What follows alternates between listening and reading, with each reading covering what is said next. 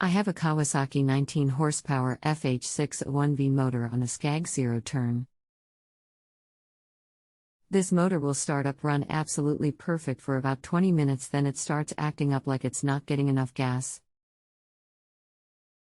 I checked for 12V to plunger to make sure it's staying constant. I checked and replaced fuel filter, lines, pump, which I had. I have checked both cylinders for spark perfect.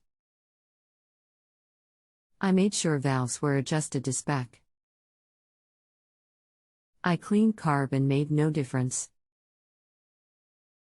Mower will run fine put under load with clutch and then pushing forward, that is when it will lose power, sput, then it will correct itself, run good for little bit, do it again. Never clears up. Welcome to Just Answer Small Engines. Let me try to help you. What is the full model number? fh601v? Does it have igniter or just the two coils? The plunger in the carburetor, can you remove it and plug the hole for test?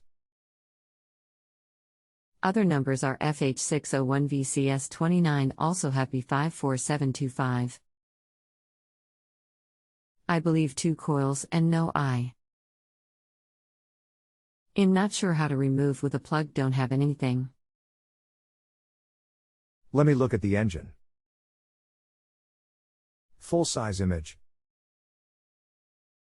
Full size image. Is the solenoid in the side of the carb as shown? Do you have a spark checker to check the spark when it acts up? You can have a coil breaking down. There is no igniter, just the coils. The solenoid in the carburetor can be removed. You can plug the hole with a small bolt and flat washer or a wooden dowel if that is all you have. But with this engine, it will be a coil going bad or this fuel solenoid. The solenoid does have to have constant 12 volts. If voltage drops below 12 volts, it will try to relax and cut off fuel supply. If you have a home improvement or appliance question and want to chat with an expert now, visit JustAnswer.com/YTHI.